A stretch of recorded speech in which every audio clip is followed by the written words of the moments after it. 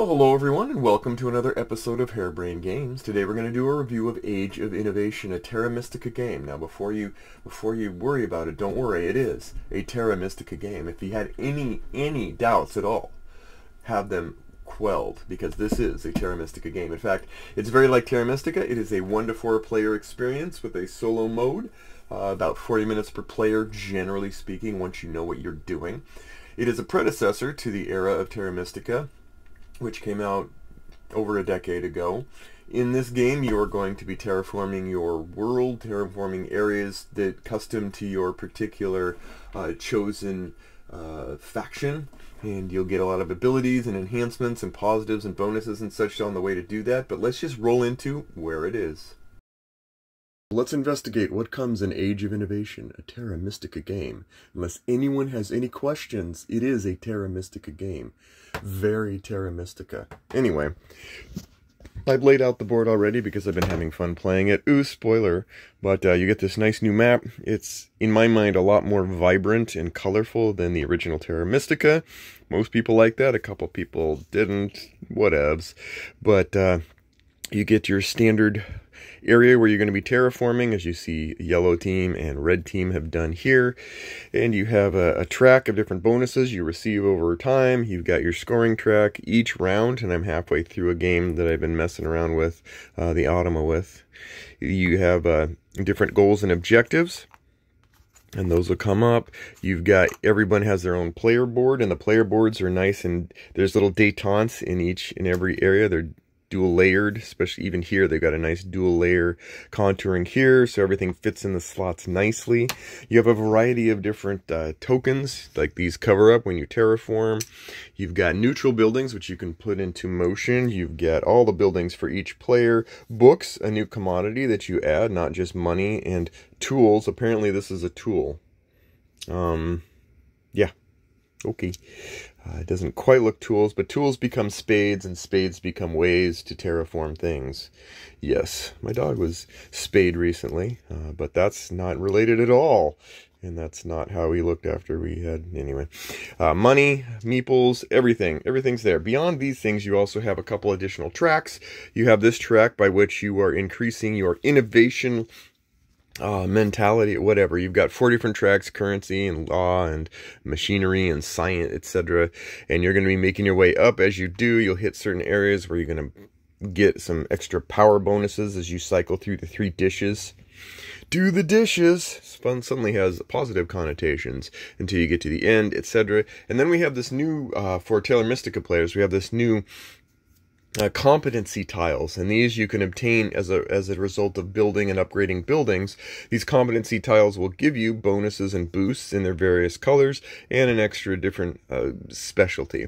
You also get these suckers, which you can earn by paying for books. You're going to get innovations, 2 yellow books, 3 books, etc., and you're going to get these tiles. You can make your way up there. That's basically all the components and stuff. Comes with money. Everybody loves money and all that, so I'm sort of already getting into gameplay. So why don't we just switch over to that, and I'll explain how you play this sucker. Okay, the point of the game in Terra Mystica is to win. You win by scoring the most victory points, as you can see on the track as we're going along. 20 points for each. Everyone starts with 20. You can add or remove points. You can actually spend points at certain points for power. What is the point of the game? Well, you, as a player, begin with a variety of buildings. These buildings are covering up basically opportunities, and as you're building these buildings out onto the board, you are able to unlock by exposing more opportunity for beefing up yourself. For example, I've kind of started mid-game. Maybe I'll set it up to start off with. No, I'm not. I'm just going to explain it. You build, because this isn't a playthrough, this is just a how to play. On your turn, you're going to get one of these boards with the colors, and you're also going to get a special, and this is how they separated from the original Terra Mystica, for those who are players, from your special person. Your special person. With a special purpose. These are the moles. These have a special ability that lets them tunnel, so they don't have to build adjacent. They can actually go one over and build there, and get some points for doing so. And so you slap that in there, slides it in. Felines, they too. Starting resources for a different player mat, like the desert. Then you get these special, when you found a city, you get a special unlock that unlocks the ability to move up on a track. Everything sort of interlocks, a lot of interlocking pieces. Let's take a look at the board and what's going on. When you begin, you're going to have one of your smallest little buildings, and you're going to set them wherever your core building level is. So example, I'm here.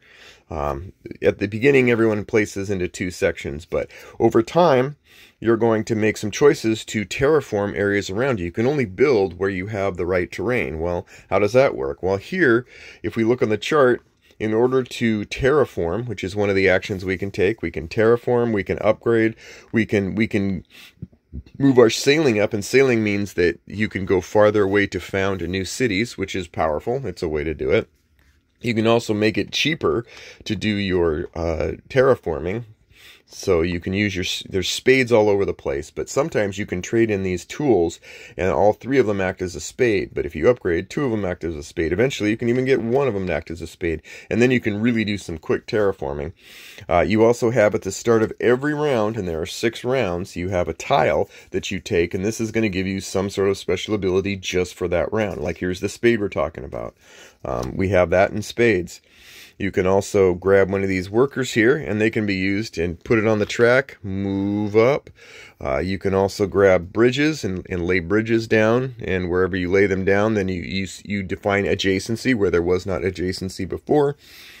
You can buy innovation tiles by spending books like we talked about. Like this one here is going to give you one of these white buildings that you can immediately build. And when you build that, it becomes yours, and you still have your other buildings left. And this little hand thing, this like feed me Seymour kind of hand, it at the start of every round, everything above the hand is something you get as a resource. You get 5 coins every turn. So these are things you can do. You can also pass, and when you pass, well, then like here we go. Like say, for example, we're starting here. When you pass, you move this over here. You grab one of the new tokens and throw this one back. Grab a new one, etc., and go rock on, have fun. That's the basic core actions you can take, but there's much more not sold in any store. Yes, it is. As you're building and doing these things, you also have this power juice here. Now what happens is you've got bowl 1, bowl 2, bowl 3, and you start up with 5 and 7 correspondingly here. And so there are certain actions that are going to say take some, they activate some of your power pellets. And so, like this one, bowl A always has to go into bowl B. Only when bowl B2 is full, bowl 2, can you start moving them into bowl 3. And once you move them into bowl 3, you can then use them. You can use them for a variety of little perks and bonuses. You can trades for some resources and stuff, but more interestingly, you can do things like this. You can use 3 of them to get a bridge without having to pay for it. You can use 3 of them to get a sacred inventor dude, whatever you call them. You can use 4 to get 2 extra tools. You might need them. You can use 4 to get money. You can use those power pellets all over the place for awesome stuff. And that's what makes things like moving up the track powerful. You move up here, well, I can now move 2 of these into here, and they keep rotating. As you spend them, they go down here. There is a delay, though. That's the tricky part, in that you cannot move any more power into 3 until everything's back up into 2.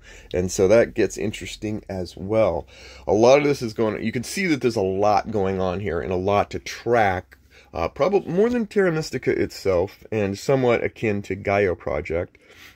But they are pretty well explained. I mean, that, for example, that's a one-time bonus every round. Let's just do a round. Let's say that we're doing round 1. And these round 1, 2, 3, 4, 5, 6. Round 1, you're going to get, if you build one of those innovation tiles, you're going to get 5 victory points. Now that's, that's turn 1, you could maybe pull it off. I'm not an expert at this. Many people are. There are people who have played hundreds of games of this who are absolute masters of the craft.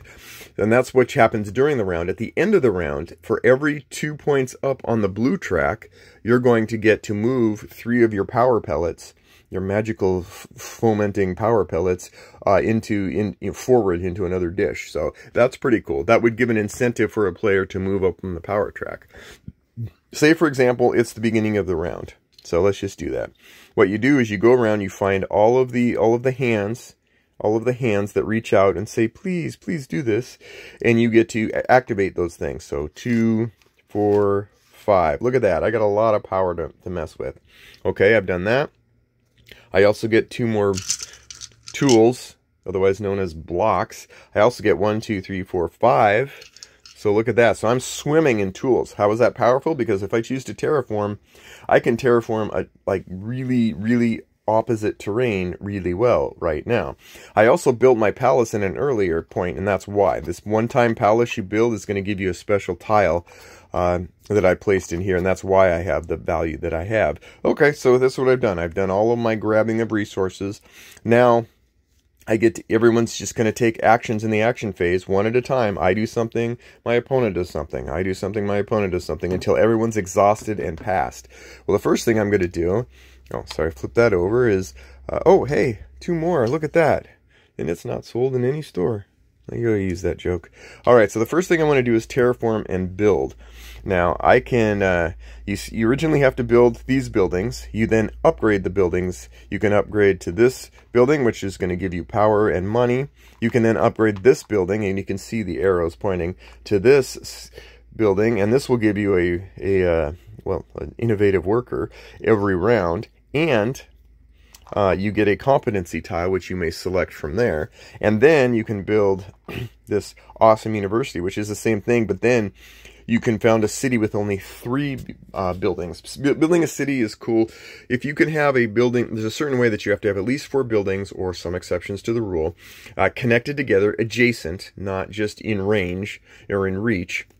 When that happens, you instantly create a city. You grab a city tile of your choice. It gives you an instant bonus, and it gives you another bonus, or victory point bonus as well. I recently did that. That's how I ended up with such money.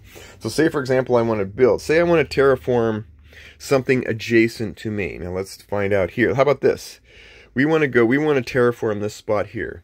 Okay? So what can I do? In order to do that, how many spades does it require? 1, 2. 2 spades. All right. Well, we don't have any spades available. Certain actions, so we could, for example, we could use 4. Let's use 4 here. And we're going to cover that up because we've used it, and we get a spade. Well, that's 1 spade, but what do I do with my second spade? How do I get that second spade? Well, we can turn in 2 tools for the second spade that's going to allow us to finally terraform this region. Yay! Now I can build on it. So I take one of my units here. It's going to cost me 1 cube and 2 coins. 1 cube and 2 coins. And now we've built. That's terraforming and building. So what if I wanted to upgrade? Well, I'd say, you know what? It's going to cost me 2 cubes, and if it's adjacent to another to an enemy occupied building, it only costs me 3. Well, that's good, because that's, and now I can upgrade to this. Now notice that I remove it back means I've now lost whatever income I have here, because I've covered it back over, but I gain this income, or this particular income, at the start of the round here. And that's how it goes. You're upgrading, and if I was to if I was to upgrade from this to this, I would grab a competency tile, say this here, and I would get to go up 2 on the track, and I'd get I'd get 1 on the track, and I'd get 2 of these books. And again, these books can be used at during the course of the game, so I can spend 2 books to instantly upgrade a building without having to go through all the machinations. Still got to be on terraformed ground, but yeah, so I could use that. And there's so many things you can do by exhausting resources, spending your cubes, doing things, lots of stuff going around. At the end of the game, when everything's done, at the end of the round, when everyone's passed, they're going to take their unit thing, move over here, grab another one, undo and uncover anything that's been exposed. They're going to look here. I didn't build anything, so I didn't get my 5 points, but oh, hey, I get to move 3 of my power, because I want like 2, 4, 6, 2, 4, 5, so only 2. So I'd move 2 of my pellets up here. Again, I have to move all of those up here before I can move those here to activate them and do something with them. It gets crazy, I tell you. And that's the whole essence of the game, really. At the end of the game, you're going to get credit for the largest group of adjacent buildings. You're going to get some points for that. You're going to get some points for how far along you are on the track based on if you're first, second, or third on each of those tracks with some tiebreakers. And then any money you have left gets converted into victory points. And that's it. The one thing I did say is that if you build or upgrade next to someone, another player, they have an opportunity to trade in power for points. So, and these are called power, not just purpley power pellets. So for example, if I was to build this here, I could move for 0, move 1 pellet. If I had, say, here, or say if I had this, then the more stuff I'm adjacent to with the more power value, the more I'm allowed to trade in points for pellets. That's points for power. That's not something that's actually a pretty critical decision, because you don't want to give up points. That's how you win. At the same time, if you really could use that power to be able to do something really amazing because you don't quite have the resources to pull off something, it gets to be very interesting as you're playing the game. Particularly with other players and stuff. And there is an automa, and I think it's serviceable and fine. I have no issues with it. It does the job. I kind of tend to like to do two-handed a bit, just because I like to go through the variety of different special people and different areas and stuff. But that's the general essence of Age of Innovation. Let's get into my final thoughts. Okay, final thoughts on Age of Innovation. You guessed it, Terra Mystica game. There's going to be, as always, we go over the cons first, then the pros, then we go over my final thoughts. As for the cons, not too many. I would say that this is not a vast evolution over Terra Mystica in some ways, but in other ways, it is a nice, polished revisitation of the original. A couple of people who played Terra Mystica and played it feel like it's kind of like a couple expansions in an artwork over, makeover for them, and so they weren't quite as enthused about it as I was, but I actually felt that it was almost universally a net gain in nearly every respect. I will say that there are more things to consider in this game. There are more complicated areas. There's more to diffuse your attention than there was in the original Terra Mystica.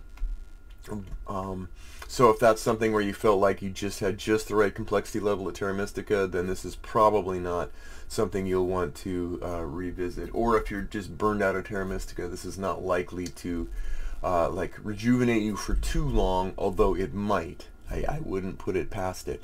Let's get into the pros. I do like the updated artwork and components. I think that they've done a great job of taking a look at the original and just beefing it up in 1,000 different ways. The map is, like I said, it's more vivid, it's more bright, it's more colorful. I really like it. I love the dual boards that we have now. I like the way that the power bowls kind of meld into it in their nice little detente.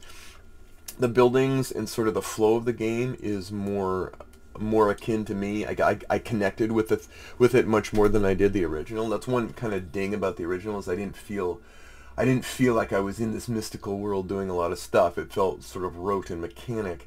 This is odd because the rule book literally gives almost no flavor text, nothing. Everything you're going to have to extrude out of this game as far as what does it mean to be Age of Innovation is going to be from like reading between the lines with the innovation tiles and the buildings and all that. It's like you're exuding that. It's not like there's any backstory or anything to kind of set the stage for what's going on. It's very, very deserted in that regard, and yet I still felt the sort of that flow going through much more than I did the original Terra Mystica. As far as game flow, there is a lot of iconography that has to be understood. I think that they did a good job of making it, just like before, very consistent. You have the consistent markings, consistent arrows. White arrows aiming to the right means add more power.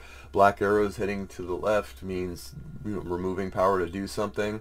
I really liked the way that they sort of spiced up the variability. You can have the same, you take your terrain tile card, but now instead of having everything built into it, you grab a faction, and that faction gives you a bonus that you can overlay on top of other things. Plus you get the books.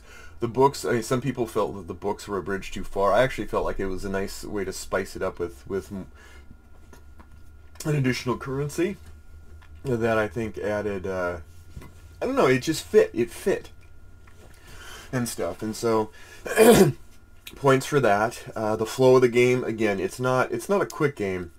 Setup isn't really, once you get going, it's not too hard to set up, but it's still not trivial amount of time to set up and play. But once you do, you feel it. You feel like you have to be opportunistic in ways. Like you look at each round and you see what is the, what do I really need to steer for that to get, victory points because I did this action on this round when there's no other round when I'm going to get that action. Well, maybe, but then again, I could also be building and upgrading and getting points from building cities. A lot of different ways to get points and a lot of different ways to work around it. And a lot of times you could get really deeply down in the optimization brain to try and figure out what is the most optimal. I could definitely see this being an analysis paralysis possibility. For me, because I'm so frolicky, I'm just like, hey, let's try this. Let's try this. This might be optimal, whatever. And so I just tend to enjoy it, and I enjoy kind of the story that it tells as you're terraforming. The other thing is, again, you have the, hey, stuff costs a spade, but you can use spades that exist. You have to use them right then and there, which is interesting. You can't just save them up. They're not a resource you save up and spend. They're an action you take, and the potency of that action, can be boosted by tools, which happen to be wooden cubes, which I think I'm going to bling out because I just can't.